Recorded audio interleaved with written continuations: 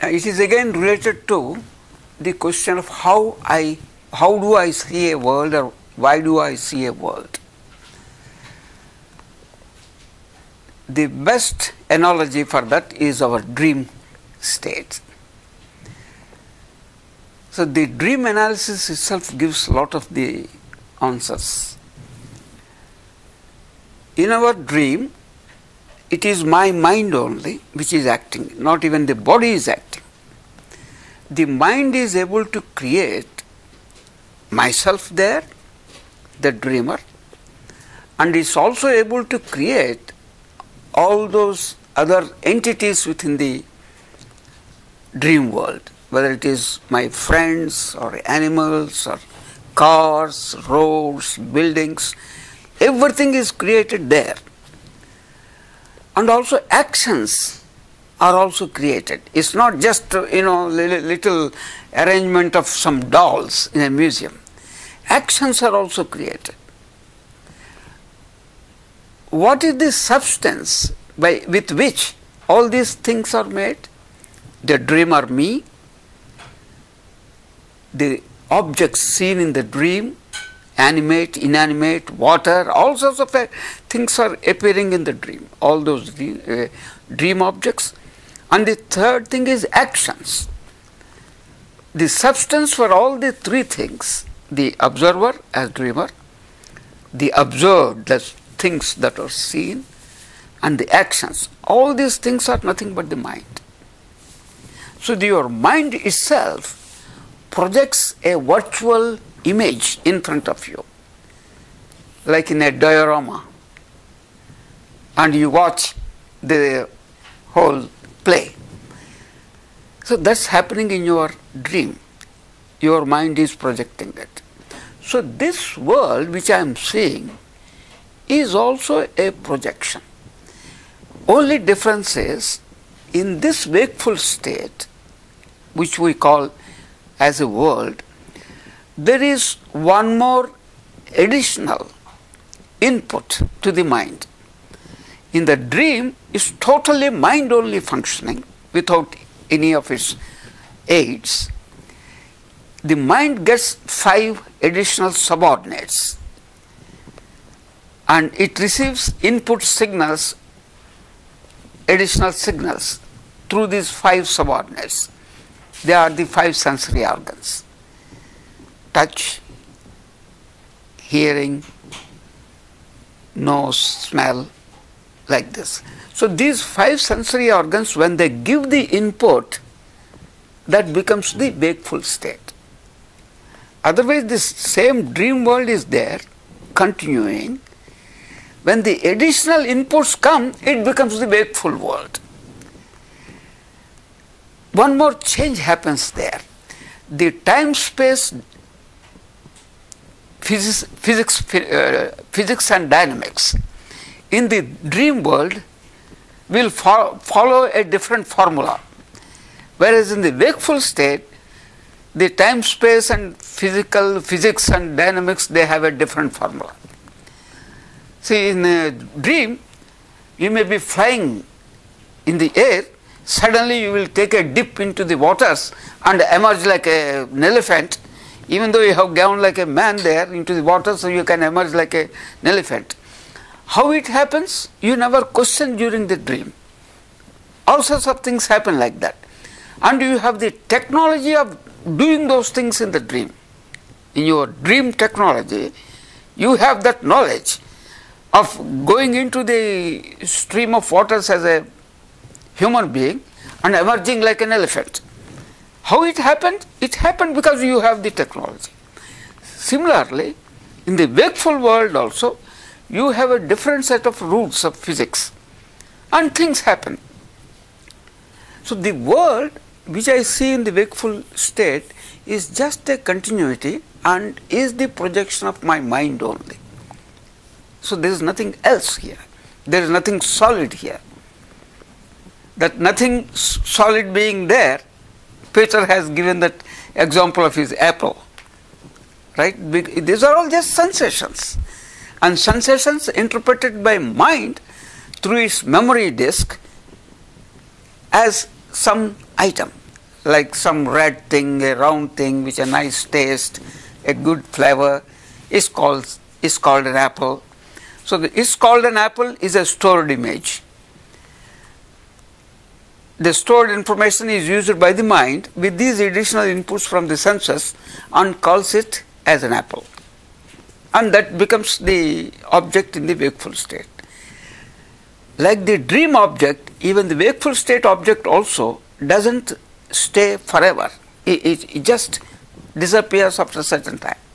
Just like dream gets created, it goes on for some time and dream ends. The wakeful world also gets created, is sustained for some time and it ends. So there is absolutely no difference. And just like I am dreaming my own dream, you are not dreaming my dream, right? So you have a different dream. She has a different dream. So each one of us have also been projecting different worlds. So if there are 7 billion people on the face of the earth now, there are 7 billion dreams and 7 billion worlds. Just as single mind is viewing each world, the same single consciousness is viewing all these worlds. That is at one level. Then we give a little push to it, to one more step.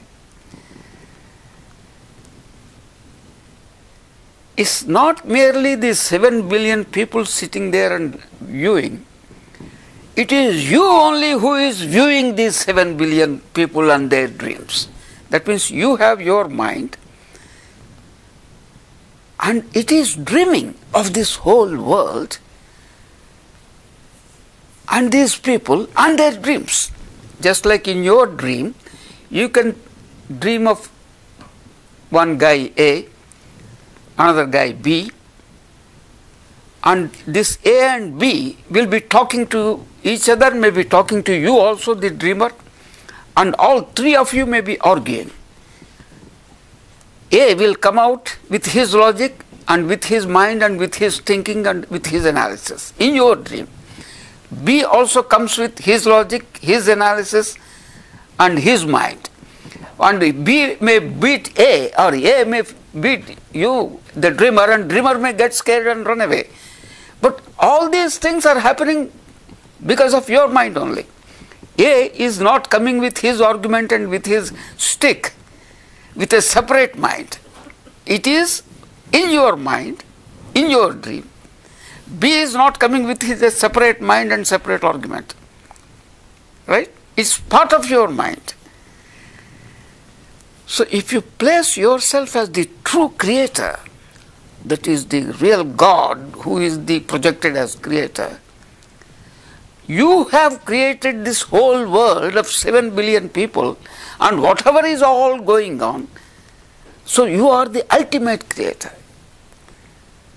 So at one level you may think 7 billion creations are there, 7 billion worlds are there, but if you move a bit above, all these 7 billion also created by you in your dream, by your mind.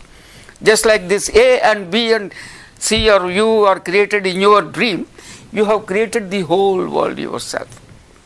So you are the supreme Brahman. There is nothing else. So you can't even blame somebody else for this world. How do you blame? It's your creation. You have done it. Own it up. You can't try to correct somebody else. How will you correct? It's your own mind which has created it. So there's no one else out there? There is no one else. You alone are visualizing this whole world. These 7 billion people, these millions of cars and whatever is moving on and aeroplanes flying, they're all your mind, your creation. You're watching it. Watch and enjoy rather than trying to correct somebody and feel miserable. Watch and enjoy. And with your end, the world has ended. With your dream ending, the world has ended. Not with, when I said with you ending, I mean your dream, as a dreamer. as a dreamer, when the dreamer ends, the world has ended. But that consciousness, that awareness within you, that never ends. It is always there.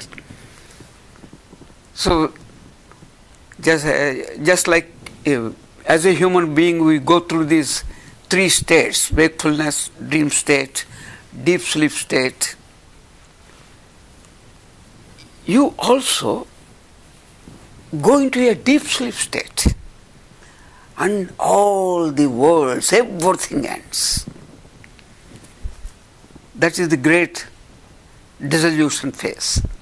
After some time, again you create a world. As your morning comes, you get up, you create a world. So it is your world. There is nothing else, nobody else in this world. Even if I am talking now, you are listening yourself to your own mind. It's your creation. If a bridge collapses there, if an earthquake happens here, or somebody murders somebody, it's all within your dream. I am responsible to it. I can't escape any responsibility. The whole action is just taking place in oneness of my dream. And that is supreme oneness. So at one stage you can say these are all different people, different dreams. It's a multiverse scenario. Instead of a universe, it's multiverse. But then multiverse becomes universe when I am the total creator. And this is my dream. Whom to complain then? There is nobody even to complain. It's my creation.